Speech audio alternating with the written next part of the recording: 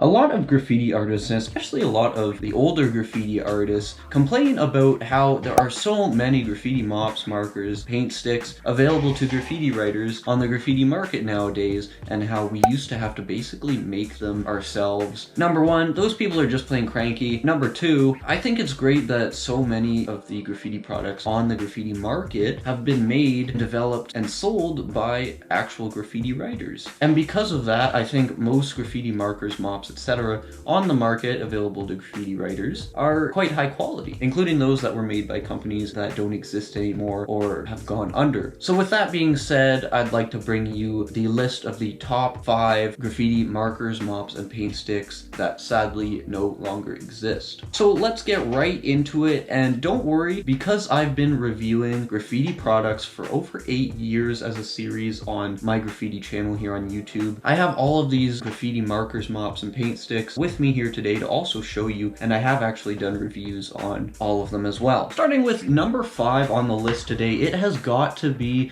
the Jonobo Scroll Stick. This was a great solid paint stick that actually even undercut the prices of Mark-All B paint sticks when it was around. I have the original cardboard outer shell that they came in here. I keep this as sort of a little collectible. I'm a bit of a graffiti nerd that way. And then they briefly switched to a more color coordinated version of that cardboard before they got discontinued in 2017. You can see how they were actually like hand cut, even on these ones. There's the hand cut bit, that's pretty cool. They weren't quite as good as, say, the Mark-All B paint stick, and I think because of that, they never really found their place within the graffiti market, but I still definitely miss them a lot. You can actually check out a comparison I did between the Mark-All B and the Jonobo Scrawler in the cards in the corner or in the description below. It was a long time ago though, so it's a bit more of a rough video than my content is nowadays. Keep that in mind.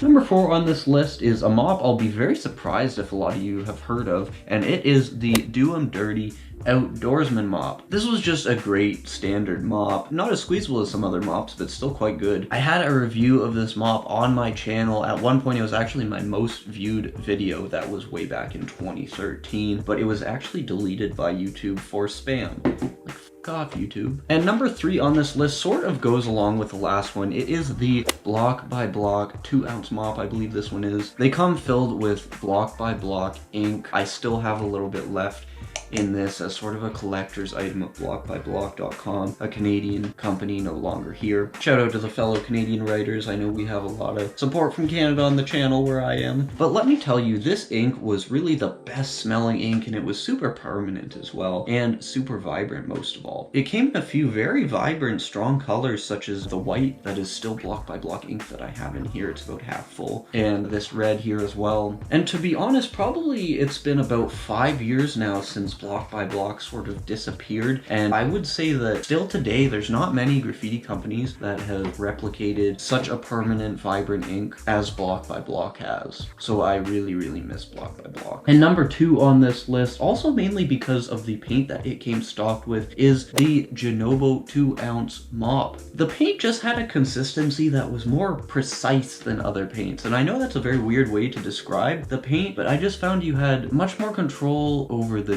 drippability of it. I would say the drips were always all in the right spots, and the consistency of the paint was just wonderful. It was almost sort of like the grog paint is now, which is one of my go-tos these days. And the bingo dabber style of this mop is obviously very classic, and I think it's a bit of a shame that other graffiti brands and companies haven't taken advantage of the opportunity to pay homage a little bit to the DIY style of graffiti when you used to have to use actual bingo dabbers. And I don't know of any other graffiti brand other than actually Art Primo's mops that use this bingo dabber style anymore. So shout out to Green Ranger for, you know, bringing back the bingo dabber. Bring back bingo dabbers. Jonobo really nailed it with the paint in their mop, but also the squeezability of this mop is just perfect. I still use this today after having changed the nib many times because it's just such a dream to write with and use. It really is one of my number 1 mops. To be fair, it still may be possible to get these Jonobo mops nowadays, but Jonobo has pretty much been a complete ghost on all social media for the past 3 years at least, and all the major graffiti online stores have stopped stocking their products. And furthermore, to that point, the Jonobo website, it's a very simple HTML website, shows the Jonobo scrawlers as still still available to buy, even though